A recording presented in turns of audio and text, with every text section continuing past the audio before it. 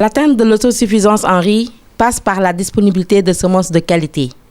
Le pays, qui l'a si bien compris, a mis à la disposition de la DRDR de Sédhiou des semences pré-base de niveau G3. Coordonnateur de l'antenne PAPSEN Pays de Sédhiou, Aimé Joseph Diba, dévoile les contours de cette contribution à la politique agricole du Sénégal. L'événement qui nous réunit aujourd'hui, c'est par rapport à la réception des semences que l'ISRA produit pour le PAPSEN.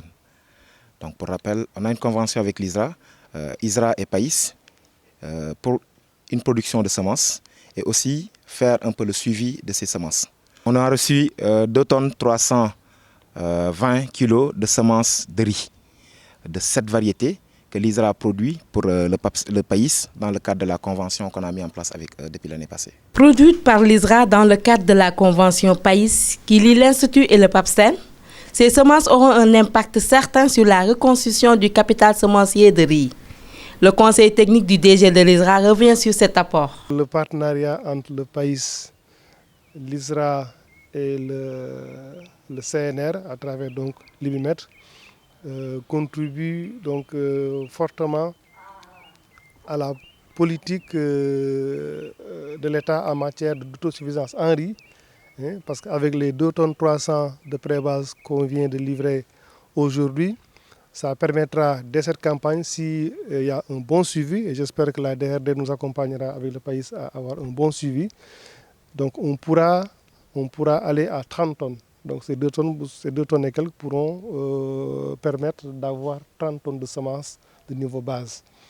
Et avec ces 30 tonnes de semences de niveau base qu'on aura à la fin de l'hivernage 2021, on pourra obtenir en hivernage 2022 900 tonnes de R1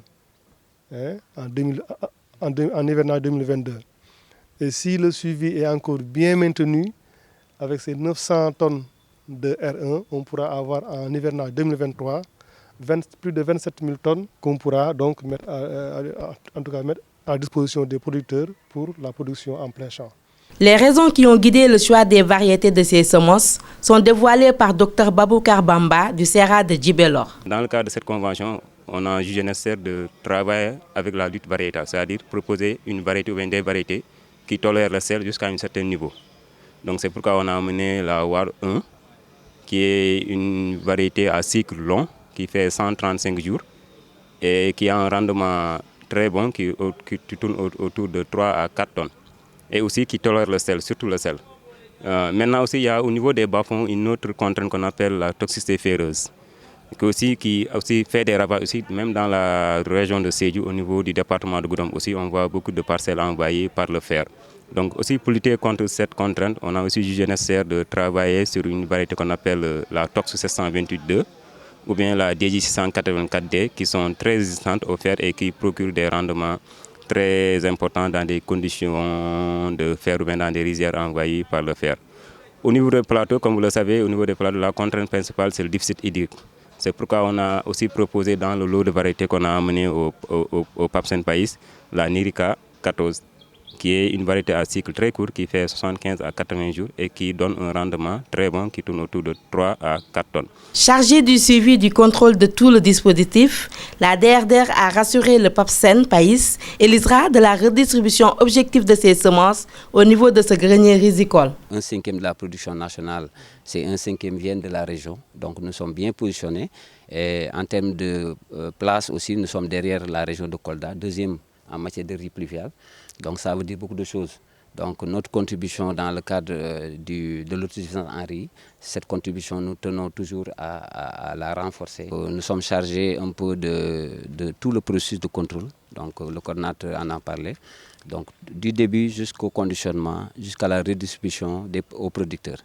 Donc toute la phase de collecte, après la production, la DRD se charge de la collecte et du conditionnement. Après aussi nous appuyons la redistribution aux producteurs. Satisfait de cette coopération, Dr Mbaye Diop a salué le travail de l'équipe du projet pour ses résultats tangibles. Je me félicite de la bonne collaboration que nous avons pu mettre en place, parce que dans le cadre de cette activité, l'ISRA travaille non seulement avec le Pays, donc c'est l'occasion de remercier la coopération italienne qui a financé donc cette convention, ce partenariat. Et donc je disais que dans le cadre de cette convention, nous travaillons en collaboration avec le CNR, avec l'Institut de biométéorologie et d'économie du CNR, donc basé en Italie, basé à Florence plus exactement, et avec qui nous travaillons surtout dans le renforcement des capacités des productrices dans les différentes vallées de Sédhiou et de Kolda. La DRDR s'engage ainsi à distribuer dans les délais les semences aux femmes des vallées rizicoles.